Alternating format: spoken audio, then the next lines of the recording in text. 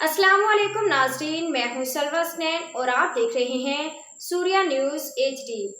आइए नजर डालते हैं आज की अहम खबरों पर। चेयरमैन मंगू पी टाउन हाजी नवाज अली बरोही ने आज deputy commissioner district west Zulfiqar Ali Memon, रुकन सूबाई असेंबली अली अहमद जान, सदर district west Abid Hussain Satti, municipal commissioner Ahmed Yar, K electric, Karachi water and sewerage board, Sindh solid waste management board और मुख्तलिफ महकमों के सीनियर अफसरान के हमरा मौलाना अब्दुल वहाब साहब से खुसूसी मुलाकात की।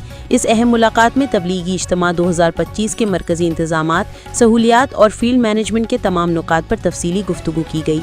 इस मौके पर UC1 के councillor Javed Barohi, SI Zulfiqar Shah, Fahad Kake Poto, AEE IM&D department, deputy director admin Sagar Khan, AEE Afaq Alam और सब इंजीनियर जुनैद सिद्दीकी समेत दीगर अफसरान भी शरीक थे, जिन्होंने अपनी अपनी जिम्मेदारियों से मुतालिक ब्रीफिंग पेश की।